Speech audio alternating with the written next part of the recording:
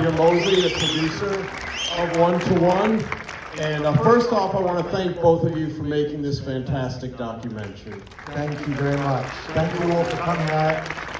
I'm sorry about the best bit at the end with the music. I don't know. I mean, IMAX is great, but even best monsters make mistakes. In regards to New York City, why do you think he had that? I think because New York at that time was, you know, it represented freedom for them and a new way of life. You know, they were leaving London, where Yoko had experienced, in particular, a lot of problems from being, you know, the person who supposedly split up the Beatles. And I think it was, you got to remember also, this is only 26 years after the end of the Second World War, and people in Britain in particular, you know, were quite anti-Japanese actually, so there was a bit of that. And also because of all the recriminations around the kind of the split of the Beatles for John as well. Everyone was constantly asking him about it. And you hear at the beginning of the film, he's on the radio and he's talking about, you know, I don't want to be a Beatle anymore, I want to be me now. And so there he is, age 31, arriving in this city which felt free and fresh and creative and exciting, and where they wanted to live like normal people in this tiny apartment. And yeah, it was an exciting, fresh time, and they were trying to figure out what do we do now? What do you do when you're an ex-Beatle? Apparently, one of the things you do is hang out with some very marginal characters like David Peel and A.J. Weberman. That was very, again, I think that kind of goes with the wonder that we just spoke about, where such characters would become near and dear to his heart. Yeah, I mean, I think that he embraced New York and its most eccentric denizens. And even, you know, you hear he's just arrived in New York, and the radio, he's been down to Washington Square Park, whatever it's called, and he's heard people singing. He's heard David Peel singing "The Pope Smokes Dope," and then he becomes friends with David Peel, and he puts out one of his records, and he just embraces the whole openness of it. And I think people tell me that their door was basically open in their apartment. People just walk in, knock on the door, walk in, have a chat, sit on the bed. And so I think that the thing that characterized when I think of John in this period in the film is there is an incredible openness in general, that he and Yoko were both, you know, open to political ideas and philosophical ideas and willing to embrace everybody. And I think just to add, the other great character who we followed through the film is Allen Ginsberg. And just as a little note, that incredible poem of Allen's, the Bottom poem, when I reached out to the Ginsberg estate and said, we've got this footage, they didn't have any record of this poem existing. So we actually brought this poem back into the Ginsberg canon, if you like, which is fantastic in itself.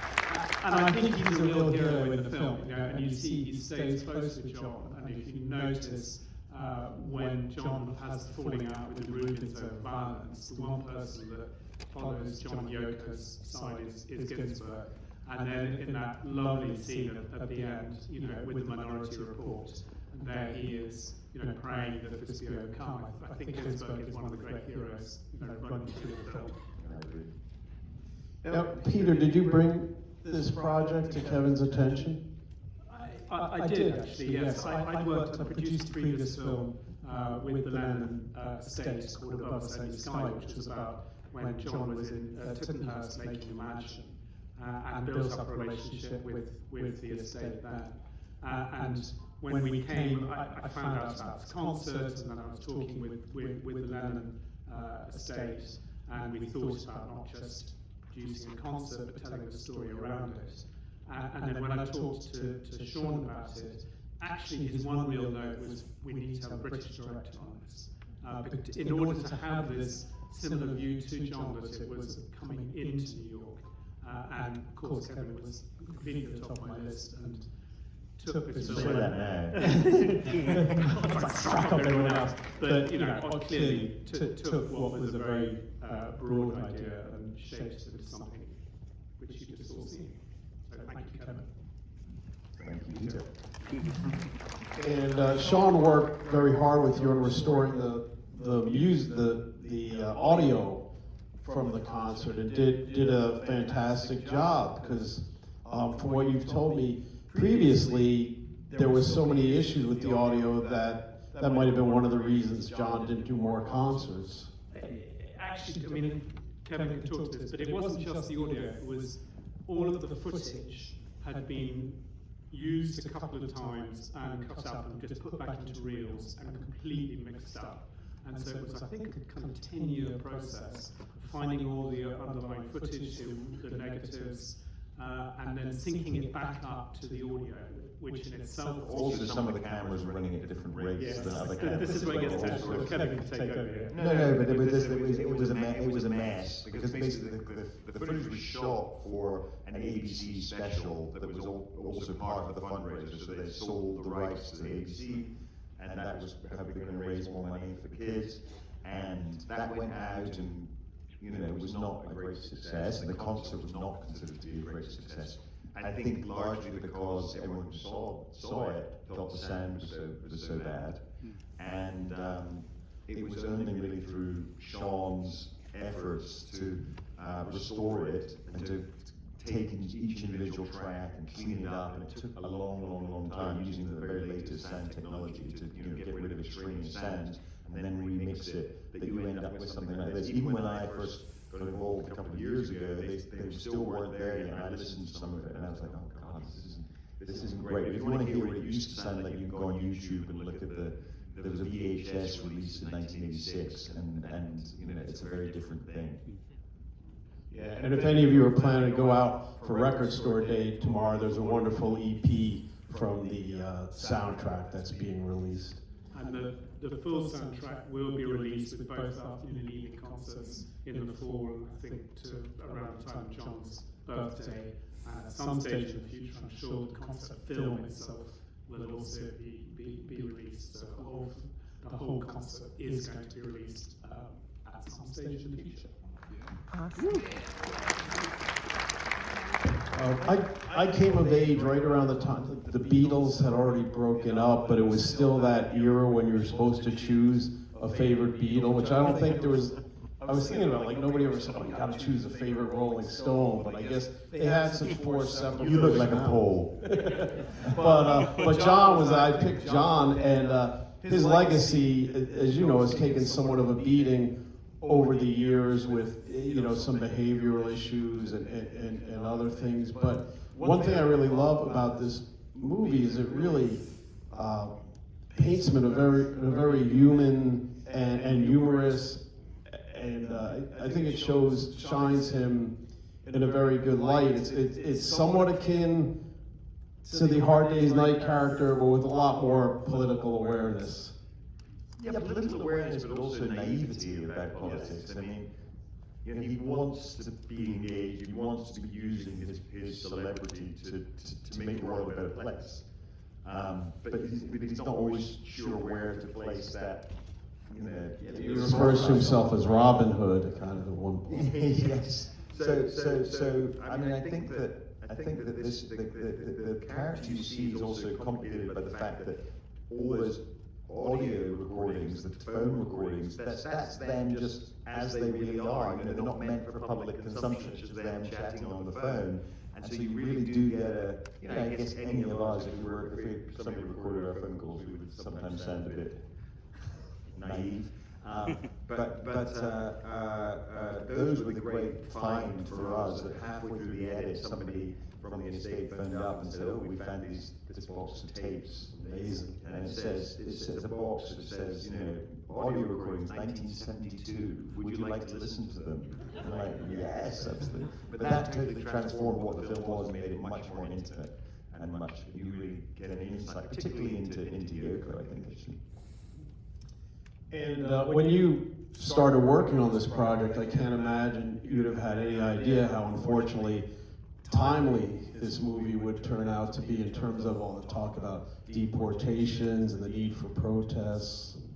The world seems to have been copying our film since, I don't know why, but it wasn't intended to be a political film. it was intended to, reflect the times that they were in, and obviously they were quite politicized. But I didn't realize until we, were thick in it, that the world was indeed copying. Now it was copying 1972. It seemed, so many of the themes about race and about environment and about, obviously politics and populist politics and student protests and anti-war movements. They're all still current. They're still the questions that people are asking now, and the issues that are ongoing now. And that has really made me think a lot about why is there this cycle in American politics, or maybe it's not American politics, maybe it's in world politics, and why do the same issues keep coming back again every sort of 50 years or so? Have we not learned anything from the past? Seemingly not, unfortunately.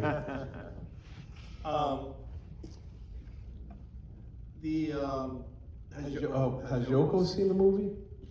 As far as we know, not. Is that, Well, we don't know. I mean, Yoko's very much retired now. She's 92, I think. She's certainly seen the concept film, and that would have been the first time that she would have seen her performance with her husband fully re-edited and all of that. I know she was very moved by that.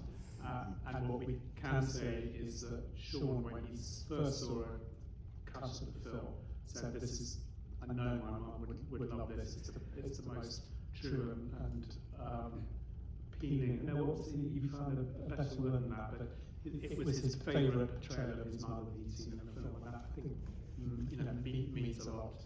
Yeah. Now, the interspersing between the concert and footage of John and Yoko and all the TV clips, it's very fascinating, very well done. I imagine you guys must have been looking at hundreds of hours of clips. What was the process in deciding what would work or fit in the film?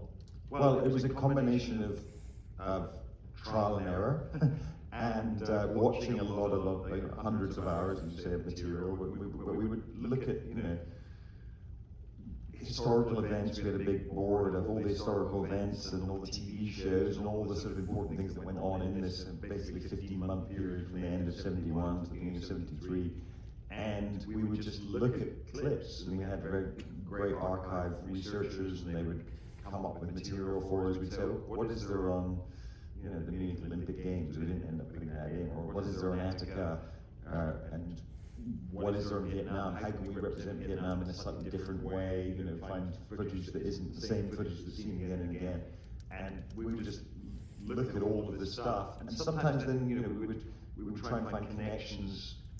All the way through the film is really about finding unexpected connections and things that are callbacks to something you've seen before, so that you feel as you're watching it that everything has its place, everything is connected, and so I wanted there to be a feeling that the music is sometimes reflecting on the archive footage, and sometimes their lives are reflecting on the music, obviously with things like the word Yoko and Mother, that coming very much out of their lives, but that all of these three strands, the personal life, the television, which is the world of America at that time, and then the music are all somehow, each one is elucidating the other and making the other ones richer. So they're reflecting on each other, these three different strands. Yeah, and it also ties complicated to talk. It's one of those things quite hard to talk about. But I kept comparing it when Sam, the editor, and I made it. It's very much like cooking, because you have a recipe, but then it's it needs a bit more chili, it needs a bit more hijacking, it needs a bit more salt. And that the footage, it also coincided very nicely with John's stated love of TV. Yeah, that was the thing that made me think I wanted to do this very much, actually, was that I read this interview that John gave about the importance of TV in his life, particularly when he came to America, and how that was, here, this is my window on the world. And I thought that's so interesting. He's educated himself through the television, and that's his primary source of understanding of America. And I also could personally relate to that, because I'm a little bit younger, obviously, than John, but I was coming to America just around this time, and through the 70s, to visit my grandmother. Used to come every vacation, and you cannot believe the kind of sense of excitement there was coming from Britain to America. And where in Britain we had 3 TV channels which were only on for like 6 hours a day, and then at 11 o'clock you had the national anthem and you were meant to stand up and salute or something. But in America you'd come and there'd be 180 channels, this kind of incredible excess, and you could see all human life there. And I would just stay up as a kid watching all these things in fascination. And so I could understand how John felt coming from this very repressed media landscape of Europe to America. And I think that I wanted to kind of replicate that feeling of the excitement of seeing the world, before you were in television. Yeah, and they actually fell in with Geraldo Rivera, who was the host of that Willowbrook documentary, and you could hear on one of his songs, it might have been Come Together, but John actually name checks Geraldo. Then, of course, at the time, in part because of that documentary, he was somewhat of a counterculture hero, Rivera, and a very precipitous fall from grace over the years. Well, I mean, let's stick to the film sticks to the times, and I think what he did for Willowbrook and the kids of Willowbrook, the concert was part of a bigger charity effort that he was carrying out over Willowbrook. In fact, yesterday at the screening we had Bernard Carabello, who was at Willowbrook, was a resident of Willowbrook from the age of 3 to the age of 21. He then, Geraldo brought him to the concert. You see him in the film. And he then, along with other parents, they militated to get Willowbrook closed down. And Geraldo was with them throughout that whole process. And I think in '86, the final houses of Willowbrook were closed down, and Bernard was here yesterday. So I'm not judging anything past this, but in terms of what Geraldo did for Willowbrook, there's no question that he, we have all, great debts of thanks to him for what he did for that. Absolutely. If you wouldn't mind sharing with us what your forthcoming projects might be. Oh boy. I'm doing a film which is totally different, which is a thriller set in London about a woman who can't stop running. I'm shooting in 10 days' time, and I shouldn't really be here. I should be in London. Yeah. So that's a narrative film? That's a narrative film, yeah. You mainly work with documentaries, correct? Yeah, I've done both. I've done narrative films and documentaries, yeah. And most of the narrative films I've done have been quite political films, but this is definitely not. This is a kind of, I guess it's a satire about a satirical thriller about the power of our telephones over us. And how about you, Peter? I've got a number of projects in development. Potentially the one just started shooting last week, which I may or may not be working with Kevin on, is a film about a BMX and an ex-world champion of BMX who had a big accident and has been trying to recreate his life off the back of that. But again, I'm trying to get into a world and find a human story through a world that maybe we don't know so much about.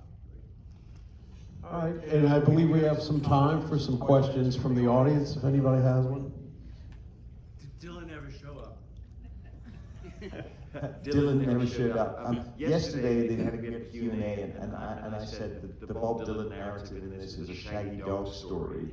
And everyone said, well, Sean said, what does that mean? And that's obviously not an idiom that translates from British to American idiom, but basically it means that it's a story that goes nowhere. So Dylan, they were trying to get Dylan to be part of their tour. Dylan in the end refused, not I think because of A.J. Weberman and all of that, but I think he didn't want to get involved, and because he was very reclusive in that period. And at the same time, I think John realized he couldn't do it either. I think he was worried about being thrown out of the country, and their attentions had moved on to the concert. So that Dylan, I think they did hang out with Dylan a bit at the time. But they did hang out. Amazingly, someone came up to me and said that he was great friends with a kid who lived in the next door apartment in Bank Street.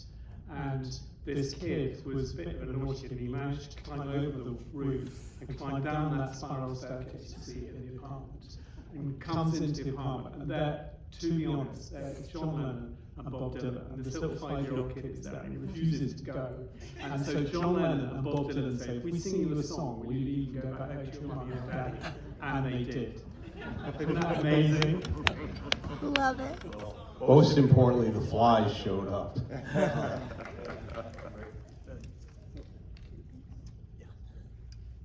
I noticed how, as I was watching the film, I was really taken aback by the montage between the one-to-one concert, the footage of the telephone calls with Lennon and Ono, the journalist, and then the footage from the political rallies, the commercials.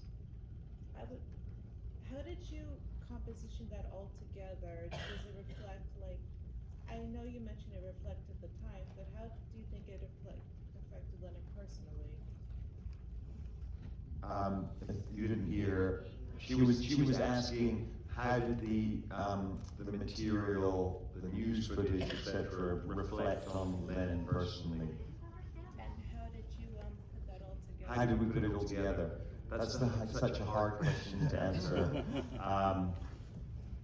It really was sort of trial and error. We wanted. So, for instance, when we knew we had to have a sequence about Vietnam, because that was obviously the motivating thing for everyone at that time. They wanted to stop the Vietnam War, and we felt like that needed to be quite a violent sequence. You needed to be able to sort of see why people wanted there to be peace. And in the same way now, you need to see what's going on in Gaza in order to, if you want to protest against what's happening there. So we decided that we were going to use that. What song would we use to illustrate that? And we decided that Instant Karma was an interesting song, because Instant Karma is not about war, it's quite an upbeat song, but it's about karma, and is there going to be karma on America for what's happening, and karma on American troops, and it's kind of an interesting idea. And then it turned out to be an interesting counterpoint. You know, you put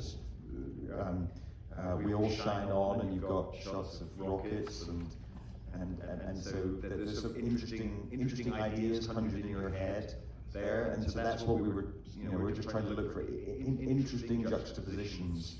It's kind of hard to talk about, isn't it? Because also that's why the editor Sam has a co-director credit, because so much of what's powerful in the film, for instance, the Don't Worry Kyoko sequence where Yoko's singing about her daughter, and you intercut with all that old footage of Kyoko. It's not something you can understand verbally, intellectually. It's visual, emotional communication. Just, I mean, as the producer, it is a completely unscripted film. Kevin came up with a kind of one-page A4 with a general idea, and then he and Sam basically sat in an edit suite for 30 weeks before they came up with the cut that they would let us have a look at. So it was really absolutely an organic process of trial and error, and there was no, and I think that's why it works on this emotional level, because it wasn't pre-planned in any way, it was worked through in the process. And I think as a filmmaker, that's, he was lucky that we had the budget to be able to spend that long in the edits, but I think as a filmmaker, it's such an interesting way to make a film. A gentleman with the blue shirt and glasses. Please speak loudly. My name is Lou. I was at the concert at night. I was so excited when the concert was going to be, I found out about the concert. I bought a whole row of tickets, and I brought my whole family with me and my friends. And I just wanted to thank you for putting this together, because this is such an important footage. Like I said, I seen it, and you did a great job. I remember the events that were going on at the time, and it was so accurate. I wish you guys released a video too, please. I'm sure there will be a video. I have it on VHS, and I can't, I'm sure it'll come out. Thank you. Okay, please. Thank you. Sorry, we only have time for 2 more questions in the white hat. Yes. Was there ever discussion in like the previs or while forming a treatment to include the other Beatles in like a prelude, or was it strictly your intention to only focus on John and Yoko? He's asking, was there ever any planned to include Or the other discussion, Beatles as a prelude. There was briefly, actually, because we thought at one stage it might, because as I said, that in a way you see the whole film as being about John and Yoko trying to escape from Britain, escape from the hangover of the Beatles, as it were. And so we did at one stage try an opening which was a montage of them being, harassed by the British press and wanting what they had to try and escape from. But actually, it didn't work. Okay, you in the front row there. Yeah, thank you. Wanted to know if there was one piece of film footage or something that you found that you were just completely awestruck, thinking like, oh, I can't believe this exists with video or audio. There was like maybe one. Is there one piece of footage? Not really, no. I mean, all of it was kind of amazing. Some of the stuff of, I think it's when we heard the phone calls, and I remember sitting listening to them for hours and thinking, it's like I'm in their bedroom, sitting on their bed, and listening to them on the phone, and that was the amazing thing.